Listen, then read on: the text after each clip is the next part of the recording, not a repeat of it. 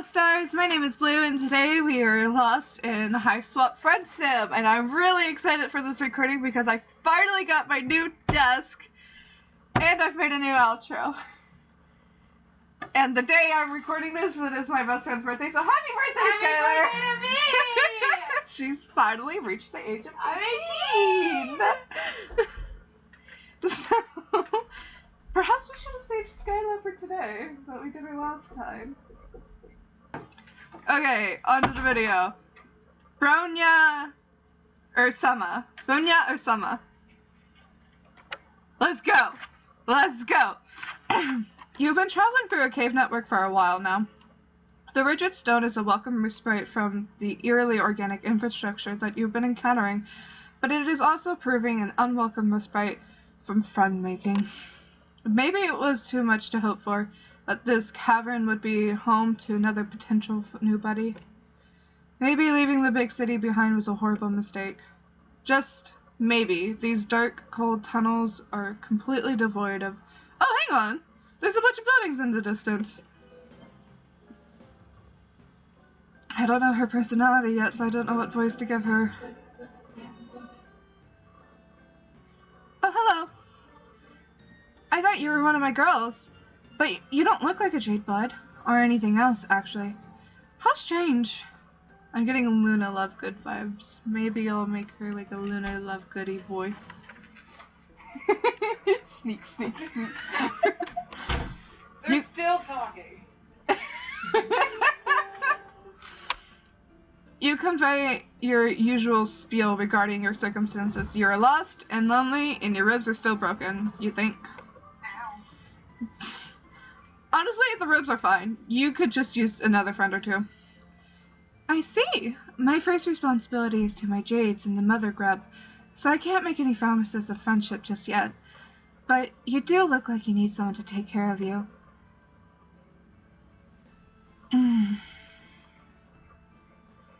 Here in the Brooding Caverns, we follow a few simple rules. 1. Don't invite drama from up top, down below. 2. Protect a Mother Grub. 3. We have no hierarchy, but do what I say. Let's do everything we can to keep our current record of dozens of sweeps without any Jades being killed. Cold. You're not sure what half those words mean, but you nod your head. Good. I'll take you to our hive. Follow me? You follow her into her hive, which looks like a school or some kind of dormitory, with multiple rooms and multiple floors. Usually, more of my Jades are around. I suppose that everyone is out watching the Imperial drones arrive with fatal pails. Fatal pails? Vincent, this is the wrong time to be texting us. Girls, we have a visitor to our caverns. 1. Do not be alarmed by their bizarre appearance. They seem to be harmless and quite weak. 2. Do not give them more injuries than they already have. Our visitor deserves a warm Jade Blood welcome. She claps her hands. No one else is around, but you stand to attention to give her thumbs up to show that you read her loud and clear. You notice that she calls you a visitor and not friend, but that's okay. You can do whatever it takes until you're upgraded from visitor to friend, or at least charity case. You follow her upstairs when she stops at a big room on the second floor. When you step in, you have to clap your hands over your mouth to keep from gagging at the revolting sight. There are big, baby-sized library-looking things all over the floor, squirming around and crying and inchworming out of kiddie pools of green slime. What the hell?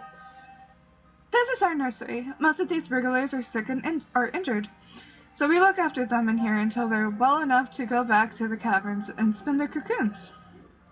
She looks all shifty all of a sudden, giving you some side-eye like she's sizing you up. You try to look very non-threatening and also 100% trustworthy.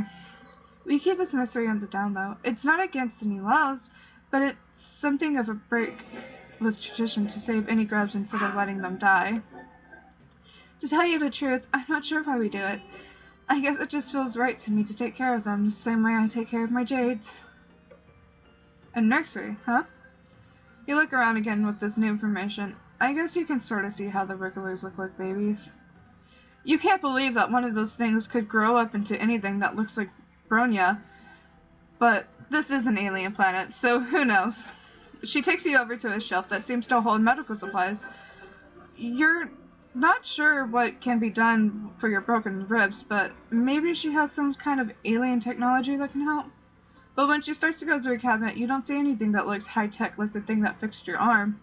I guess that most of what we have is stuff for the wigglers, and I'm not familiar enough with your bizarre anatomy to know if it will help. But if you're not completely sure how to do something, it's best to try anyways. I don't think that's how it goes. 1. Even if you fail, everyone else can still learn from your mistakes. 2. Maybe you won't fail. You never know. You're not so sure about applying this ethos to your broken ribs, but she looks so determined, it might be rude to say no.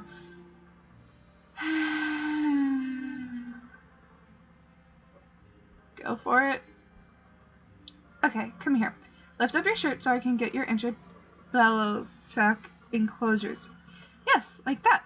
Turn the part that's all bloody and horrifying towards me. Do you have something that looks like some sort of ointment? It's a shade of bright green, similar to the slime beds that you see around the nursery.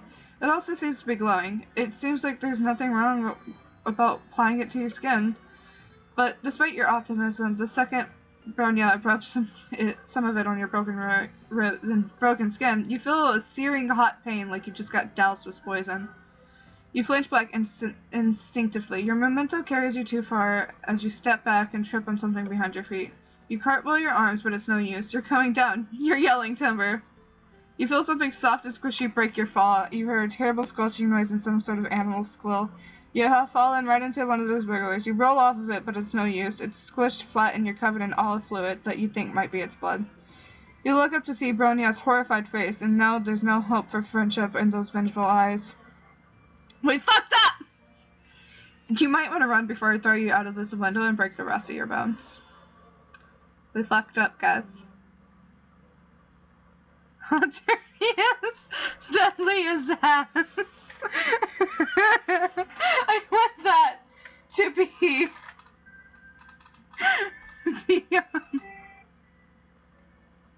the thumbnail.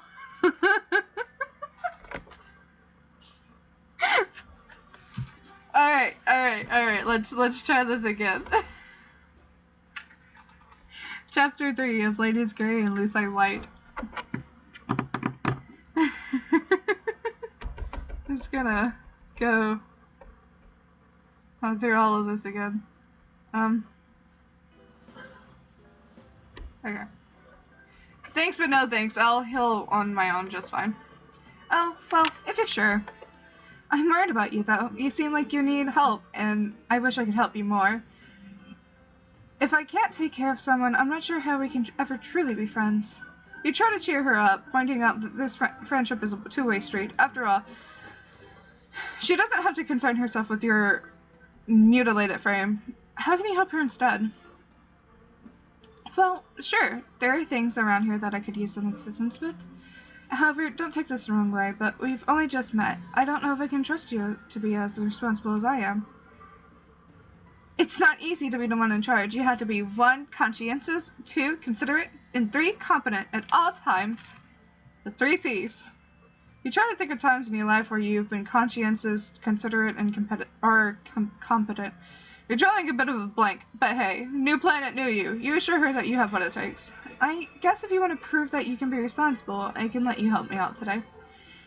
It's a good time to for a visit to the mother grub. You are careful to step around all the little guys on the floor as you head out of the nursery. She takes you out back to these caverns. She takes you back outside, and these caverns are really bigger than you first realize. They're also dark and cold and gloomy, and you can't see anywhere that might lead up to the planet's surface. And the dogs barking in the background are definitely going to be in the recording. Does she really just live down here at all time? To make some sort of conversation during this cold hike in the damp cave, you mentioned that living underground like this seems kind of depressing. You realize too late this wasn't very tactical, but she doesn't seem to get angry at your conversational gambit of insulting her home. Oh no, it's very, very peaceful down here. Well, in comparison to anywhere else. I quite enjoy it. The brooding caves are a place for life and birth, not death. That's pretty uncommon on Alternia. I still want to say Altea every time I see that word. You're still not sure what she means by brooding caverns, but you guess it's something to do with the wrigglers in her nursery. Before you can ask, you reach the top of a ridge and get a newer, wider view of the rest of this cavern. It's enormous, probably the size of a small city. All over the cave floor, you see more wrigglers crawling everywhere. Cocoons line the cave walls and the larger stalactites, with some young trolls crawling out of them. Walking, flying, and crawling amongst the wigglers and young trolls are a variety of white monsters of all kinds in shapes and sizes. In the center of the cavern, there is...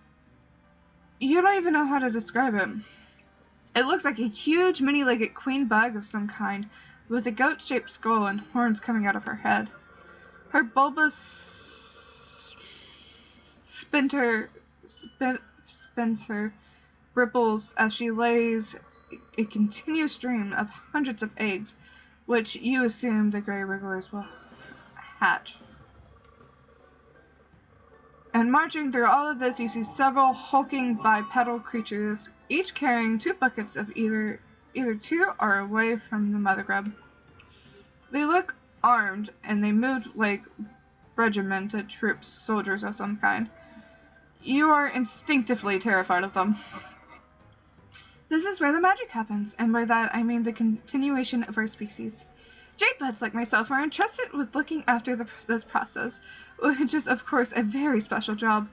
1. The Imperial drones file buckets of genetic material to the mother grub for her slurry. 2. She lays eggs and hatch new grub broods. 3. After the wrigglers emerge from the cocoons, the new trolls will go on through the trials, and the ones that make it will be selected by Elusives to help care for them. I can't read. 4. Oh, there's a 4th one. 4. Together the young trolls and their Luci will go up to the surface together, where the trolls would grow up or get cold or whatever. As Bronya explains troll reproduction to you, one of the Imperial drones veers sharply to the left, and in the process tramples over a few wrigglers and young trolls. The drone continues on, but several of the Luci cry out, crowding their dead or injured charges. One of them, a gigantic beast that resembles a bison, bellows and rears up on its hind legs, hitting one of the other Luci with its front hoof. Oh jeez, not again. This kind of damage control is a lot of what we have to deal with. Whenever Elusives goes rogue or out of grief or confusion, there's a potential for a lash out at other Luci, the wrigglers, or the mother grub herself. Jade Bloods! We Jade Bloods cannot let that happen. She looks so concerned, in so marked contrast to how confident she seemed before. You offered to help her out earlier, and it seems like now's your chance. Someone has to stop that rogue Lucis. That someone could be you? Fight the monster. Save the day. You got this. Saving.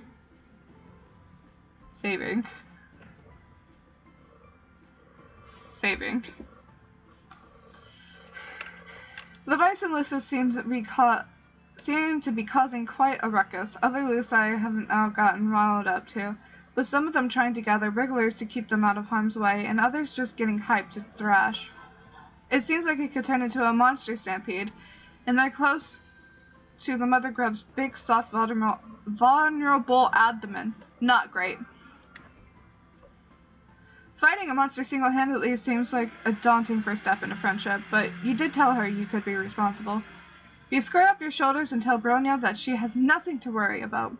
You're going to stop that Lucis, calm down all the other Luci, and protect the mother grub, all without breaking a sweat and hopefully without breaking any more bones either. Whoa there, I was going to suggest that I go after it while you stay here. You seem kind of weak and fragile, apart from your injuries, I mean. Even apart from your injuries, I mean. I don't want you to get hurt worse, and I'm not sure I could trust anyone other than myself to take the lead on this. It wasn't quite the reaction you were hoping for. Normally, you would be all about sitting back and letting her protect you, because, well, protective and responsible is a good look on her. But desperate times call for desperate measures, and you don't know how else you're going to prove yourself worthy to be her friend. You do your best to project an air of confidence, or at least competence. You assure her that this is no sweat for you. You take down raging bison back on your home planet all the time. You're known for it, actually. Oh god. Well, if you say that this isn't your first gullet roping gallop exhibition, I'll believe you. I'll hang back and let you give it a shot. But if it gets too overwhelming in there, I'm right here. 1. Caring for the mother grub is my responsibility as a Jade Blood. 2. I'd never abandon a friend to deal with a mess on their own if we end up being friends, that is. Oh, hell yes. Now you have a reason to hope. Oh, hello. You approach the rampaging bison with caution. Do all bison have horns like that? Maybe they do. You're no bison expert. But you're pretty sure they don't all have teeth that nasty. Bison on Earth mostly eat grass, don't they? This guy doesn't look like a herbivore. At first, you try to calm down the Lucis by talking to it, but your smoothing words have no effect. In fact, you might have just made it angrier by suggesting that it pause and takes a deep breath in reaction to its trampled charge. You're not even sure if it can understand human speech, come to think of it. You circle around it, wishing that you have some sort of lasso or something. Maybe you could herd it away from the mother grub. You look around to see if there's other Luci that vaguely look like Earth shepherd dogs, but no dice. You hesitate too long. The Lucis turns away, its furious eyes falling on the mother grub. It stamps its hoofs, snorts in the air out of its nostrils, and screams in a way that sounds a lot more hellish than you imagine normal bison are capable of. It's obvious it's about to charge, and you can only think of one thing to do. In desperation, you leap forward and tackle it football style, doing everything you can with your flimsy human body to drag it onto its side. It half works. You plow into the Lucis and stop it in its tracks. But it topples over into a nest of wigglers, taking you down with it. Wigglers and young trolls go bouncing everywhere, squealing in distress. Their Luci descend upon you in rage. Everything is in chaos for a while. You're trapped beneath the bison Lucis, which is very worrying from all your body parts, and you think you might feel something important rupture inside of you. But hey, on the bright side, this crushing mass is protecting you from all the other pissed off Luci trying to attack you. Just as your whole breathing situation starts to get dicey, you hear a commotion that sounds like possibly a trouncing of a smaller Luci that were trying to get you. The crowds of beasts you see around you scatter, and then you hear her. Oof, I'm having a hard time getting this thing off you. He's still very angry, and he keeps trying to kick me. Where's a bronze blood when you need one? You don't know what that means, but you're very grateful that she's here to help you. You try to communicate this, but it comes out garbled from all the blood in your mouth. Maybe don't try to speak, or move, or help. You experience a sinking feeling that could be related to your diminishing odds of impressing Bronya and becoming her friend.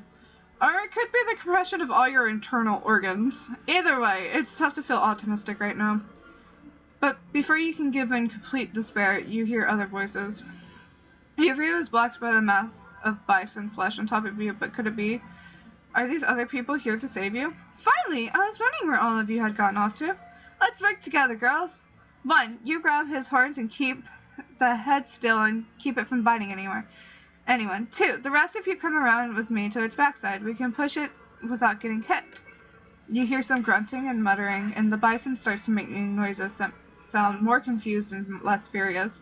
The pressure and pain on your chest briefly spike in intensity as the thing's weight shifts, and then they must succeed in dragging it off of you because suddenly you can breathe again. But the crisis is not over yet. While you're still testing the use of your lungs and blinking up the cavern scenery, you hear a new cacophony of enraged monster noises. Uh-oh. The other Luci are still agitated. Get down there and try to calm down. Protect the mother grub. You try to lift yourself to see what's going on, but putting any weight in your arms make you feel like maybe all your bones got turned into confetti. Duh. Can we try that again?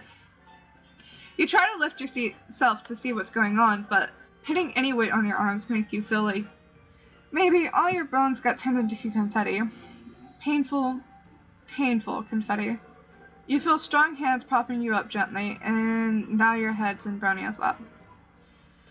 You try to focus on how this is a nice place for your head to be, and less on the pain. This is not good. I don't know if my jade buds could reach the stampede in time, and the mother grub could get injured, not to mention all these wrigglers in danger. Oh no. You don't think the situation could get any worse, but now you see several Imperial drones that have been about to leave the caverns turning back, drawn by all the noise and chaos. But maybe this could be a good thing? Maybe they can instill some order.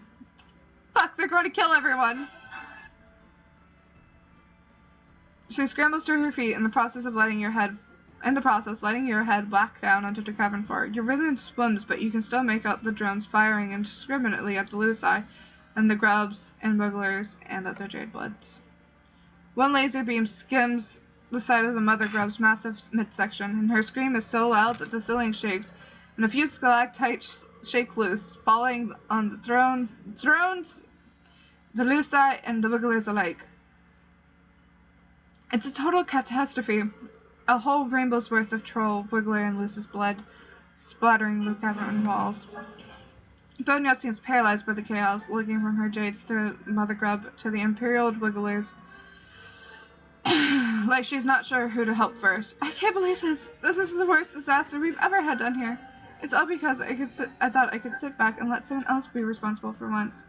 If I were a less secure person, I could let this moment plant a seed of self-doubt in my mind about my ability to take care of others and do my job well. I could chalk it up to you being really fucking stupid. You shrink under the weight of her glare. She's green in the face, but from how angry she is. You swallow and manage to spit out enough blood to ask a question that you already know is hopeless. Does this mean you can't be friends? Are you serious right now? I do not make friends with anyone who recklessly endangers the trolls and wrigglers under my care. You kill them all! These are good end screens, man. Let's try again. Load. Be weenie.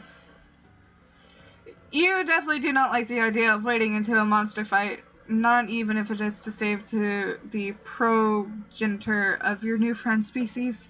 In fact, you don't like that Bronya is so focused on protecting all these helpless hodlers and distressed animals instead of taking care of you. You stammer out that you don't think you can take it on any kind of monster right now. In fact, you just felt another stab of pain in your ribs. You might be blacking out. Bronya's concerned face turns in your direction as you start to swoon. She catches you before you hit the ground and your heart flutters. You look up at her serious face and she looks like such a mob, but also such a friend, like some sort of combination of these two concepts.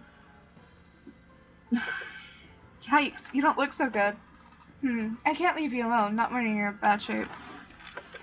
Maybe I could carry you on my back while I try to stop the rampaging Lucis. Your heart flutters turn into pinpricks of alarm. That sounds dangerous, mainly for you. You try to think of some way you can dissuade her, something other than, I think you should ignore the helpless babies and mother in danger behind you, and fever continue to hold me in your strong arms. But before you could speak, and you hear a commotion behind her. She turns to look over her shoulder, her face sags with relief. Yes, the other Jade Bloods are here. They should know what to do. We've taken care of crises like this before. Of course, usually I'm there to help. If you crane your neck, you can just glimpse a crowd of trolls corralling the rogue Lucis away from the mother grub, while other trolls calm the remaining Luci and swoop up any wrigglers in harm's way. Looks like I needn't have word. They're more than capable of stepping in while I'm otherwise occupied. I'm so proud. You take this opportunity to compliment her on what good leader she is, to have trained the others so well. Super smooth. She beams at you and sits you down carefully on the cabin floor, kneeling at your side. This could have gone quite badly. I'm glad I didn't make the wrong choice when I stayed to help you instead of rushing off. It goes to show, sometimes the best thing you can do is wait for the group to take care of the weakest person in it. The best you can do for the group is take care of the weakest person in it. Well, you kind of want object to being called the weakest person, but you did just fake a fainting spell for her attention, so maybe now isn't the best time. Instead, you thank her sincerely for sticking by your side. The two of you watch together as order is gradually restored to the chaos below.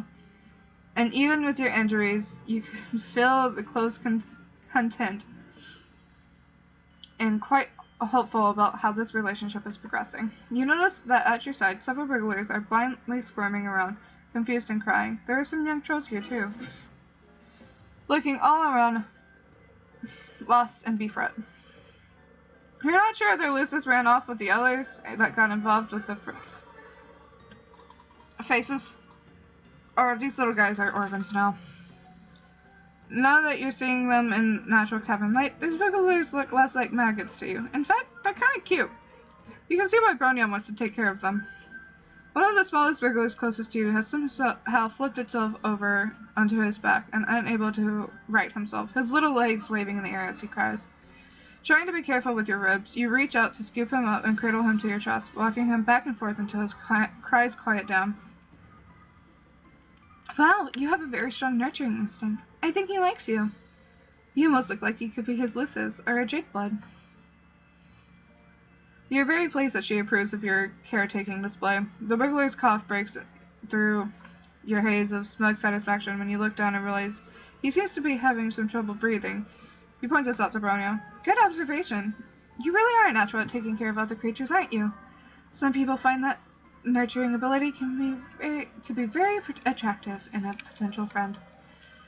But as for the wriggler, this is definitely not a good sign. I'm surprised none of the other drones noticed he's sick. If we leave him here, he'll be cold for sure. Bronya takes the wriggler from you, and you're more than happy to hand him over, considering that you have no idea what to do with a sick baby that's not your species. Also, your broken ribs make holding a baby kind of painful, and Bronya holds the wriggler carefully, but with perfect ease. Just like you, hope she'll cradle your new friendship in its infancy. Once Bronya feels assured that her Jade Bloods have the situation in the Brooding Caves under control, you both take the wriggler back to the Jade Blood nursery. You're hovering around uselessly while Bronya sets up some kind of crypt filled with green slime. You're a little concerned when she takes the wriggler and submerges him under the slime, because, he's already having trouble with breathing. Surely drowning in slime won't help. The soaper will help strengthen his bellow sacs and soothe his sorrow shoot. Have I mentioned before that I can't talk or read? When he gets healthy again, I'll take him back to the cavern and set him free to make his cocoon and pupite. But he's so small, it's unlikely that he'll survive the trials or be selected by Eliza's. You hate to see Bronya looking so sad. You try to be sympathetic, mentioning that your astute observation that this whole system set up with the wrigglers and trials and culling seems pretty brutal. What? Oh no, I would never suggest. This is just the way the world works. It's fine. It's fine. The trials are how young trolls prove that they're strong enough to survive. It's only right for the weak to be killed. It's the purpose of Jade Bloods to ensure the continuation of our species, and consequently the hemospectrum. 1. We are not revolutionaries. 2. We are meant to do our job and keep our head down, and keep things running smoothly.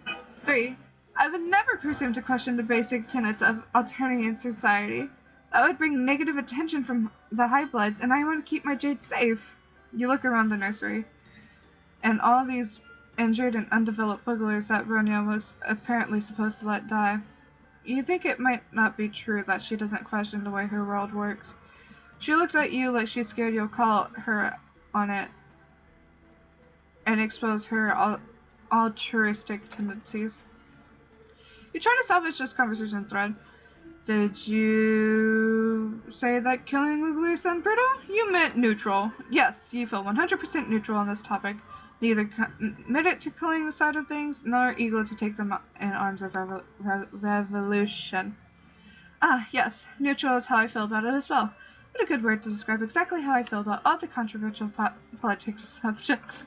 That's a mood. Did I mention that keeping this nursery isn't technically illegal because it isn't, technically? There's no reason for any of